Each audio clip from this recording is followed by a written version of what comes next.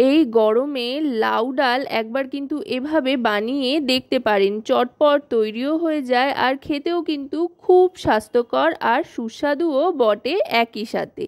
এর জন্য প্রথমেই নিয়ে নিতে হবে বেশ খানিকটা পরিমাণে মুগ ডাল।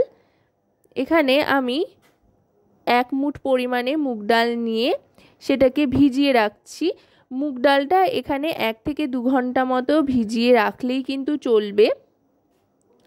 এখানে মুগ ডালটা ভেজে নেব না, কাঁচা মুগ ডালে তৈরি করব, এতে করে পেট ঠান্ডাও থাকে আর এইভাবে বানালে কিন্তু অনেক বেশি সুস্বাদুও হয়।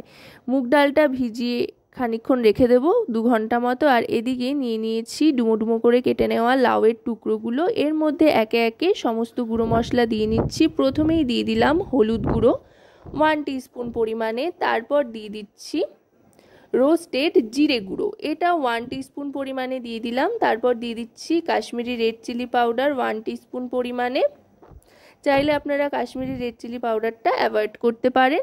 এবার দিয়ে দিলাম সর্ষের তেল, এটা কিন্তু সর্ষের তেলেই তৈরি হবে, তাই এখানে সর্ষের তেলই ব্যবহার করলাম। এবার দিয়ে দিলাম এতে পরিমাণ মতো লবণ। একেবারেই এখানে নুনের ব্যবহার করছি, পরে যদি প্রয়োজন হয় টেস্ট করে তো নুন আরেকটু মিশিয়ে নেব। এবার যে ভিজিয়ে রাখা মুগের ডালটা ছিল সেটা দিয়ে দিচ্ছি। মুগ ডালটা দিয়ে দেওয়ার পর এবার দিয়ে দিচ্ছি কয়েকটা চেরা কাঁচা লঙ্কা আর একটা টমেটো টুকরো করে যেটা কেটে নিয়েছি সেটাই দিয়ে দিলাম। দিয়ে এবার সবটা ভালো করে মেখে নেব। এটাকে কিন্তু চাইলে আপনারা হাতে মাখা লাউ দিয়ে মুগ ডালও বলতে পারেন। এইভাবে বানালে কিন্তু খুব তাড়াতাড়ি তৈরি হয়ে যায়, একদম বেশি সময় লাগে না। মাত্র 2 থেকে 3 মিনিট সময়ের মধ্যেই কিন্তু চটপট রান্না হয়ে যায় আর খেতেও সুস্বাদু হয়। এবার দিয়ে দিচ্ছি প্রেসার কুকারে। সবটা প্রেসার কুকারে দিয়ে দেওয়ার পর থালাটা ধুয়ে একটু জল দিয়ে দিলাম। খুব বেশি জলের ব্যবহার এখানে করছি না, কারণ লাউ থেকেই কিন্তু অনেকটা জল বেরোবে, সেই জলেই কিন্তু সেদ্ধ হয়ে যাবে। এবার ঢাকনা চাপা দিয়ে দিচ্ছি প্রেসারের। আমার মোটামুটি 5 থেকে 6টা সিটি দিতে হয়েছে প্রেসারে, তাতেই কিন্তু সেদ্ধ হয়ে গিয়েছে। লাউ এমনিতেই খুব নরম সবজি আর মুগ ডালটাও খুব একটা বেশিক্ষণ লাগে না সেদ্ধ হতে, আর ভিজিয়ে রেখেছিলাম যেহেতু।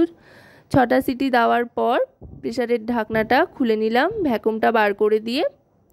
এবার প্রেসারটা নামিয়ে রাখবো আর এদিকে কড়াইতে তেল গরম করে তাতে একে একে ফোড়ন হিসেবে দিয়ে দেব সাদা জিরে, তারপর দিয়ে দেব শুকনো লঙ্কা আর হিং।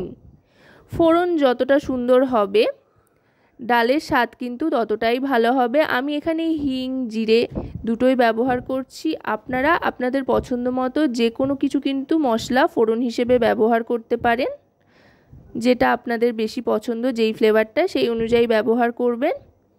এবার দিয়ে দেব ডালটা।